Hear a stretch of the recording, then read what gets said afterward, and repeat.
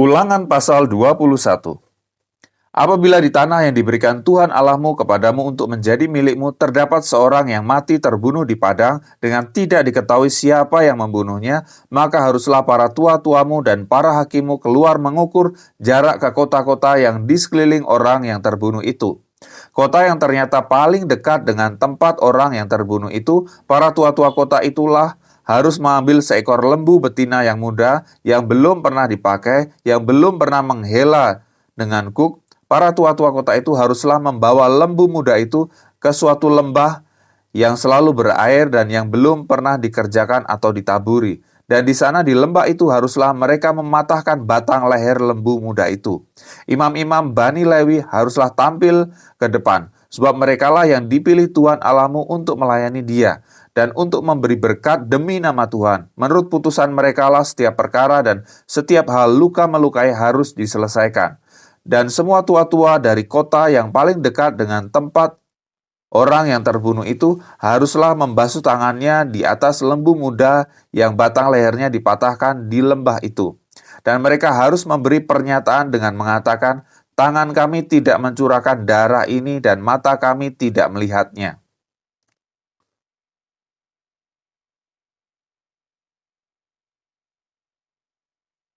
Adakanlah pendamaian bagi umatmu Israel yang telah kau tebus itu, Tuhan, dan janganlah timpakan darah orang yang tidak bersalah ke tengah-tengah umatmu Israel. Maka karena darah itu telah diadakan pendamaian bagi mereka. Demikianlah engkau harus menghapuskan darah orang yang tidak bersalah itu dari tengah-tengahmu, sebab dengan demikian engkau melakukan apa yang benar di mata Tuhan.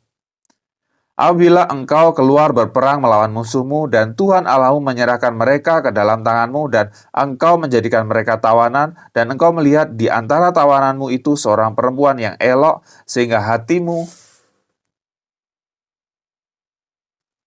mengingini dia dan engkau mau mengambil dia menjadi istrimu, maka haruslah engkau membawa dia ke dalam rumahmu. Perempuan itu harus mencukur rambutnya, memotong kukunya, menanggalkan pakaian yang dipakainya pada waktu ditawan, dan tinggal di rumahmu untuk menangisi ibu bapanya sebulan lamanya.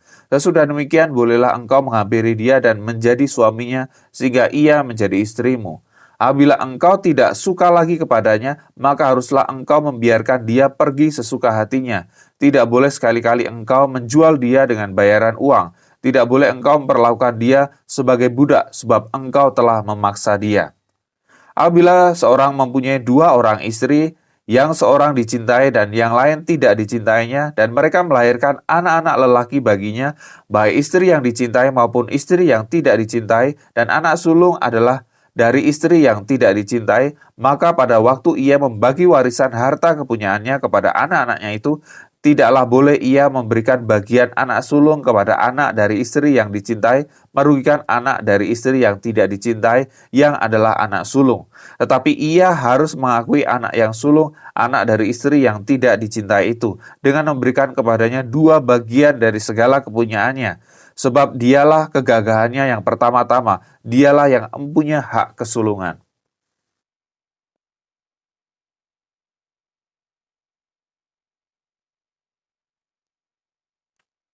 Apabila seseorang mempunyai anak laki-laki yang degil dan membangkang, yang tidak mau mendengarkan perkataan ayahnya dan ibunya, dan walaupun mereka menghajar dia, tidak juga ia mendengarkan mereka, maka haruslah ayahnya dan ibunya memegang dia dan membawa dia keluar kepada para tua-tua kotanya di pintu gerbang tempat kediamannya. Dan harus berkata kepada para tua-tua kotanya, anak kami ini degil dan membangkang, ia tidak mau mendengarkan perkataan kami, ia seorang pelahap dan peminum. Maka haruslah semua orang sekotanya melempari anak itu dengan batu sehingga ia mati. Demikianlah harus kau hapuskan yang jahat itu dari tengah-tengahmu, dan seluruh orang Israel akan mendengar dan menjadi takut.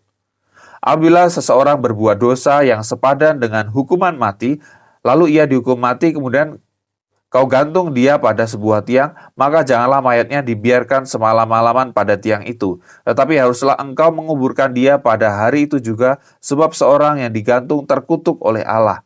Janganlah engkau menajiskan tanah yang diberikan Tuhan Allahmu kepadamu menjadi milik pusakamu. Apabila engkau melihat bahwa lembu atau domba saudaramu tersesat, janganlah engkau pura-pura tidak tahu. Haruslah engkau benar-benar mengembalikannya kepada saudaramu itu. Dan apabila saudaramu itu tidak tinggal dekat denganmu dan engkau tidak mengenalnya, maka haruslah engkau membawa hewan itu ke dalam rumahmu dan haruslah itu tinggal padamu sampai saudaramu itu datang mencarinya. Engkau harus mengembalikannya kepadanya. Demikianlah harus kau perbuat dengan keledainya. Demikianlah kau perbuat dengan pakaiannya. Demikianlah kau perbuat dengan setiap barang yang hilang dari saudaramu dan yang kau temui. Tidak boleh engkau pura-pura tidak tahu. Apabila engkau melihat keledai saudaramu atau lembunya rebah di jalan, janganlah engkau pura-pura tidak tahu. Engkau harus benar-benar menolong membangunkannya bersama-sama dengan saudaramu itu.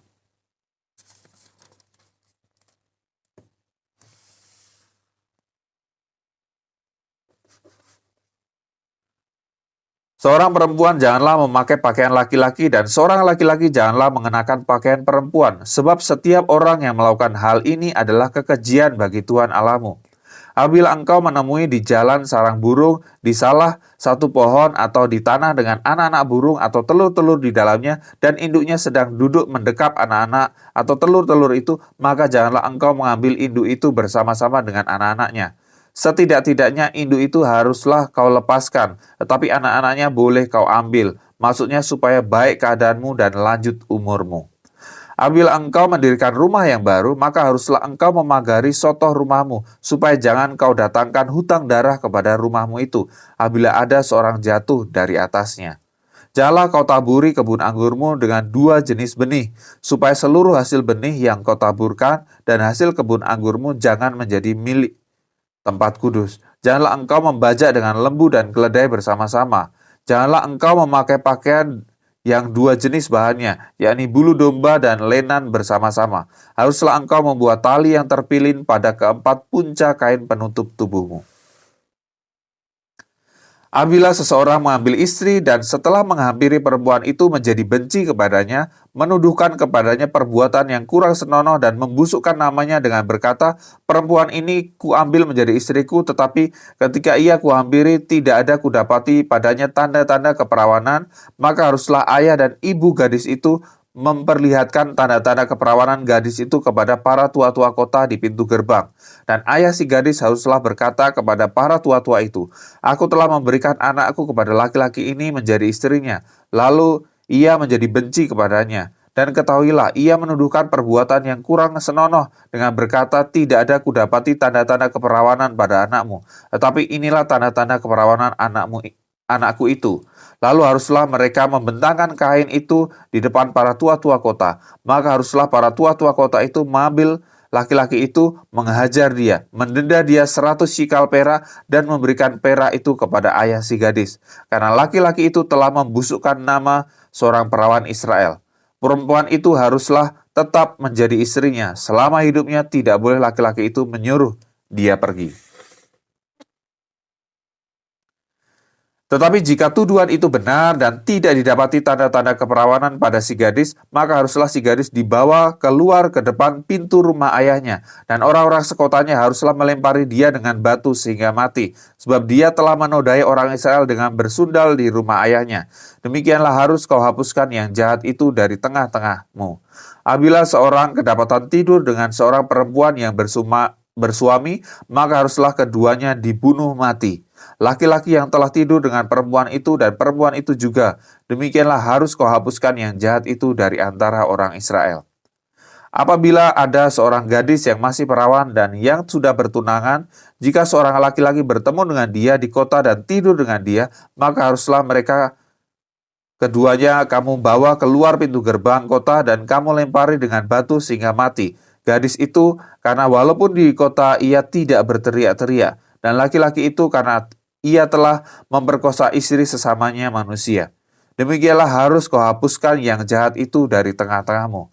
Tetapi jikalau di padang laki-laki itu bertemu dengan gadis yang telah bertunangan itu, memaksa gadis itu tidur dengan dia, maka hanyalah laki-laki yang tidur dengan gadis itu yang harus mati. Tetapi gadis itu janganlah kau apa-apakan. Gadis itu tidak ada dosanya yang sepadan dengan hukuman mati. Sebab perkara ini sama dengan perkara seorang yang menyerang sesamanya manusia dan membunuhnya. Sebab laki-laki itu bertemu dengan dia di padang, walaupun gadis yang bertunangan itu berteriak-teriak, tetapi tidak ada yang datang menolongnya. Apabila seseorang bertemu dengan seorang gadis yang masih perawan dan belum bertunangan, memaksa gadis itu tidur dengan dia dan keduanya kedapatan, maka haruslah laki-laki yang sudah tidur dengan gadis itu memberikan 50 shikal perak kepada ayah gadis itu, dan gadis itu haruslah menjadi istrinya. Sebab laki-laki itu telah memperkosa dia selama hidupnya, tidak boleh laki-laki itu menyuruh dia pergi. Seorang laki-laki janganlah mengambil istri ayahnya dan jangan menyingkapkan punca kain ayahnya. Orang yang hancur buah pelirnya atau yang terpotong kemaluannya janganlah masuk jemaah Tuhan.